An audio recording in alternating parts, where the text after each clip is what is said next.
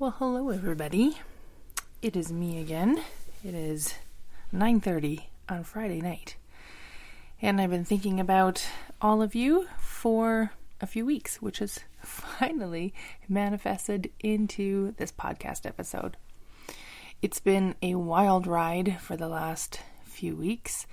I mentioned on the last episode that I have something exciting that I was going to share, and I'm definitely going to share that with you on today's episode.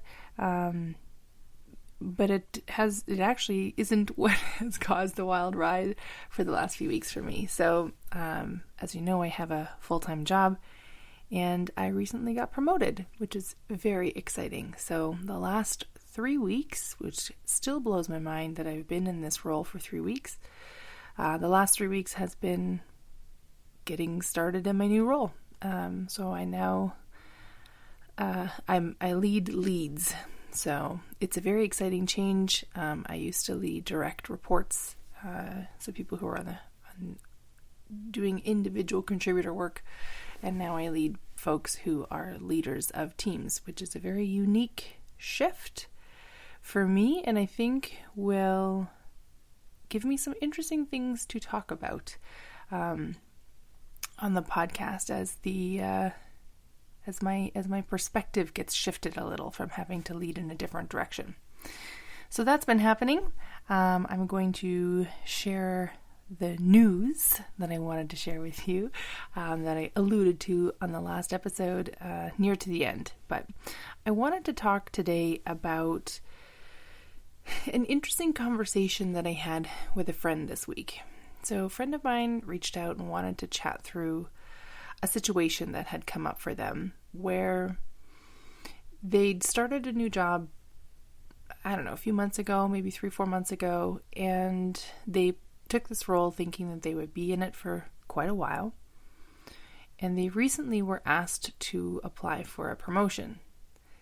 And they were unsure how to go forward and feeling like if they applied for this promotion, and in particular if they got it, that it would go against their word of wanting to stay in this role, which they had communicated with their current boss.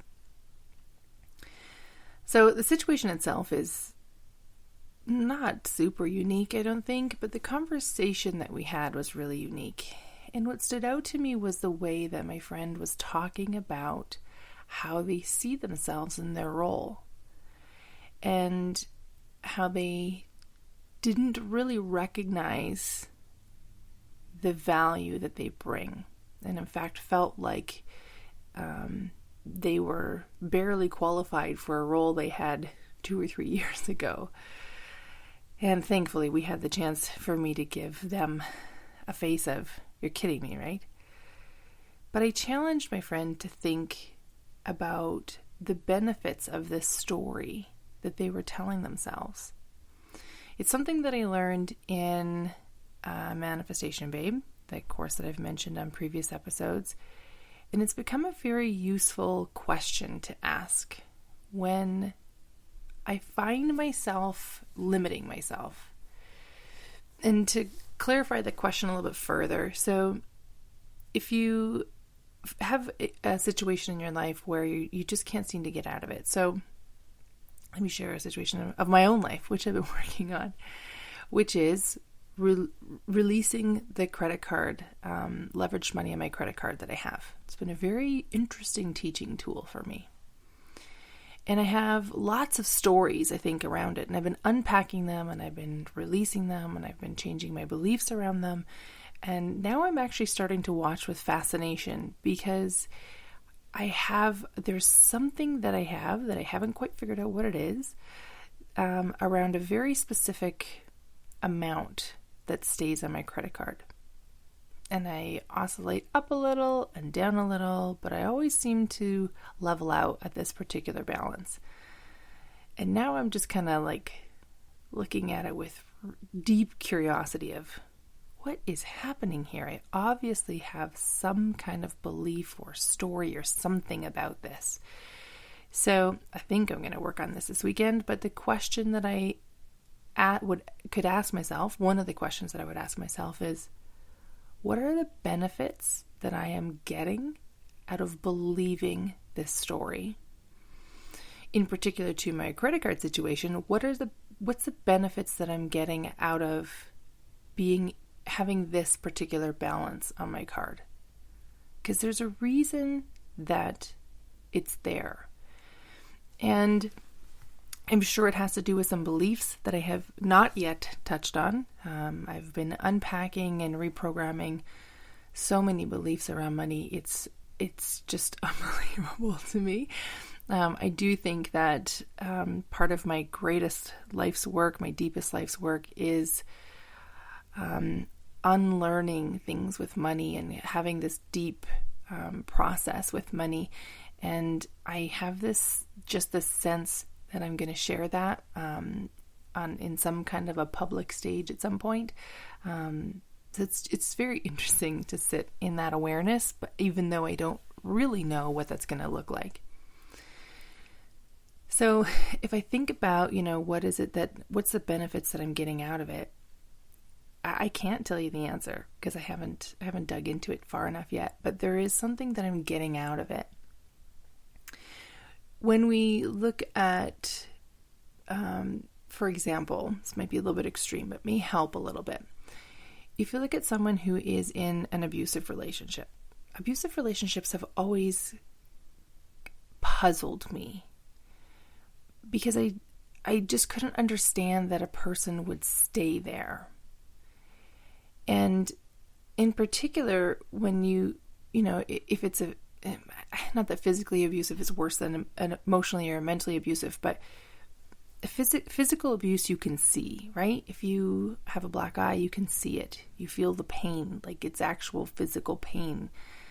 And it's always been interesting to me why people stay in those relationships. And this question is such a small part of it, but starts to unpack some of the deep roots of what is the benefit that this person is getting from staying in this relationship.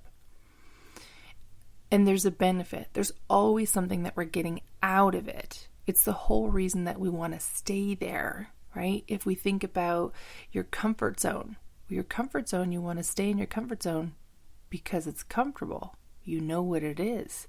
Your ego looks at the outside world and looks at the big things that you want to do and says, we can't do that. That's scary. That's not comfortable. We don't know what's out there, so I can't keep you safe. And so we believe the stories that we come up with. I can't go after that promotion because I'm not ready. I can't leave this person in my life because I'm not worth enough, or I won't be able to make it on my own. I can't release the credit card debt because otherwise I could get in bigger credit card debt. I don't know. It's very interesting, when we find ourselves locked in these stories and then we start asking these big questions. So I got to thinking a little bit more tonight about how this relates to my experiment of trust, surrender, and radical self-love. And the correlation that I think I can draw across at this 9:35 p.m. Friday evening after a full week of work in a brand new role is that I first of all have to trust myself enough to lean into the question and trust that I'm not going to in some way use this information to beat myself over the head, or to create a lot of guilt in my mind and in my heart. So it requires trust of myself. I have to surrender to whatever the answer is going to be. I can try to concoct an answer. I can refuse answers that are going to come forward. But if I do that, then I'm not actually ever going to know what it is that I am working on, right? I'll never know what it is that's actually standing in my way. And I want to know what's standing in my way because I'd like to clear it. So I need to be able to surrender to whatever comes forward. And then radical self-love is really, oh my goodness, it's just so much about being capable of sitting with ourselves and realizing and receiving conscious awareness of thoughts and stories and beliefs that are deeply held, that our logical, rational, say even ego self, think are ridiculous and dumb and a waste of time. And it takes a phenomenal amount of self-love to be able to sit in that space and not judge and not, use this as the bat to beat ourselves with, but to allow ourselves to be open to what is coming forward. So, as we're heading into the weekend, I would love to leave a challenge with you to have a look in your life. And a super easy way to start, if you're not really familiar with the deep growth work and uncovering stories, a really easy way that you can start is just pay attention to things that you say. Do you find yourself saying things over and over and over again? Something that my love used to say all the time was, "What can't hurt?" And I finally called him out on it and said, "I don't understand what the phrase is about. What do you mean it can't hurt?" I said, "I don't like the way that it comes across." Well, it could hurt depending on what you did, but why would we phrase things in the negative? Why not say, "Hey, that's a great idea. Let's give it a try"? It's a very different energy than saying, "That can't hurt." Well, it might hurt. We don't know what it is. So that was something that I asked him to think about. I pay attention to the words that I'm saying. And listening for the reflection back. A few months ago, I was really struggling with my schedule and feeling like I just couldn't seem to get my time in line. And I felt like there were so many calls on my time. And I could hear myself saying it, but wasn't fully consciously recognizing how often I had said it until someone on my team had reflected back to me, "Hey, Amy, why are you doing this thing? Because you're always telling us how you don't have enough time. So why do more things that are taking up more time?"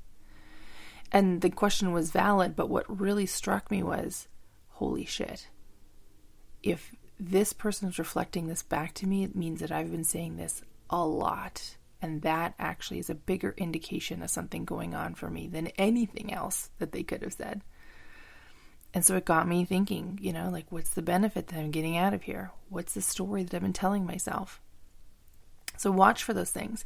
Another way that you can pay attention to stories and start to find places to apply that question of what's the benefit that I'm getting out of this is if you are feeling frustrated about something that you wanted to achieve in life or create in your life. Maybe you wanted to, go on vacation. And every time you want to go on vacation, it seems to not work out. And you're frustrated, and you're sad, and you're disappointed, and you're angry, and you're whatever, because you really want to go on vacation. And every time you get close, something happens. Pay attention. That's an indication that you may have a belief system that is in place that doesn't allow you to have that manifest in your life.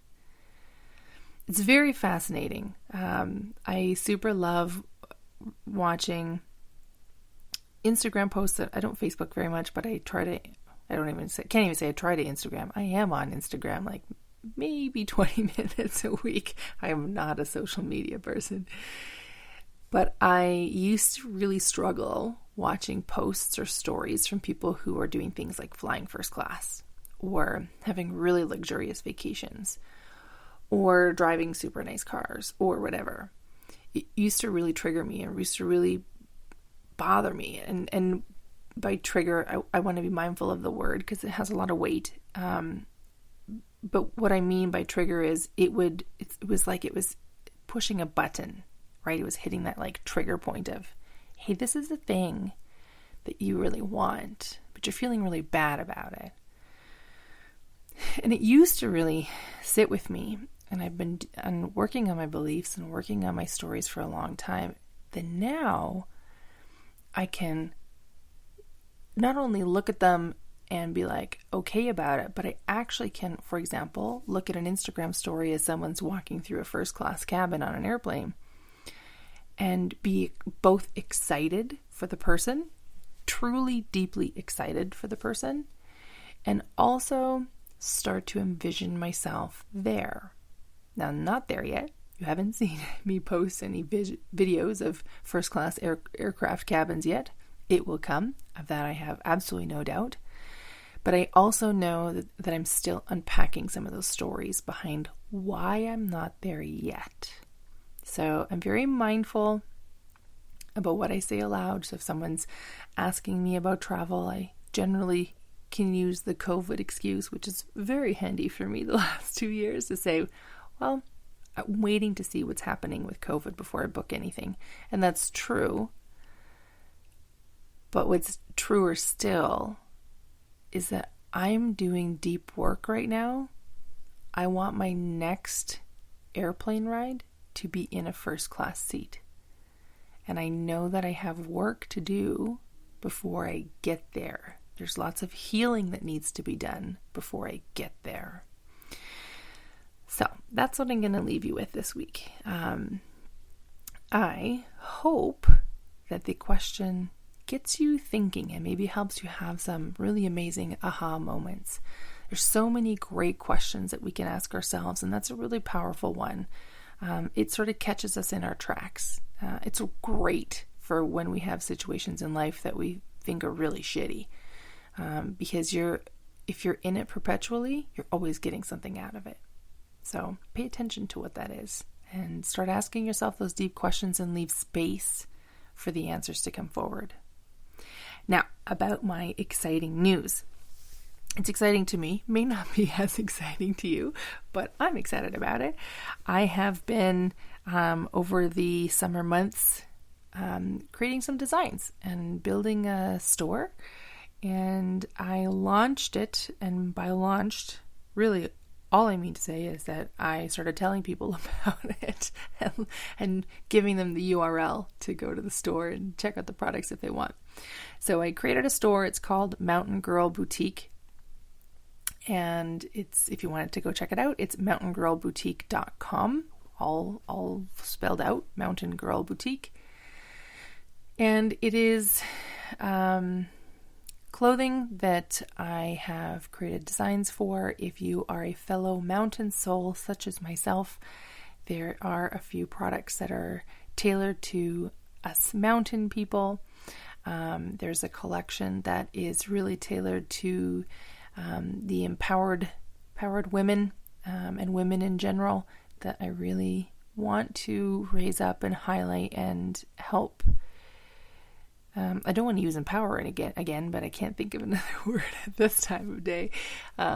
Empower women to do really amazing things in the world. So I would love for you to check it out. Again, it's mountaingirlboutique.com. It is when you order something, the product is printed after you order it. And I've done that very intentionally so that I am reducing as much environmental impact as possible, versus having a bunch of inventory that I might not sell or need to get rid of. I like the idea of having it printed when it gets ordered. So if you do order something, please know it's not going to ship overnight. It's going to take a little bit of time to get there. But I think it's a kinder way of moving through the world, and I hope you see it that way as well. And with that, I'm going to stop the recording. I'm going to wish you an amazing weekend ahead. I hope to get out to the mountains this weekend and refill my soul a little bit. And I would love to hear from you. If you have sat with yourself and asked that question, or if you have thoughts about the shop at all, please come check me out on Instagram. I've actually started a new Instagram account specifically for the store. So you can find me in 2 places. At I Dare to Begin is my main account, which is where you're going to find this podcast. And if you're interested in following the account that I'm building for the Mountain Girl Boutique, you will find it at The Mountain Girl Shop is the URL. I'm pretty sure that it's at The Mountain Girl Shop. So you can find me on Instagram at both places, and please let me know what your thoughts are. If you are listening to this podcast still, I would love if you take a screenshot of the podcast, share it on your Instagram, tag me in it, either account, both accounts, everything's great. But I'd love to have you help me get the word out so that maybe this information that I'm sharing in these podcast episodes can help someone else. And with that, I wish you a really wonderful Friday evening or Saturday morning or Monday afternoon, wherever you are, whenever you're listening to it. And I will talk to you again soon. Bye for now.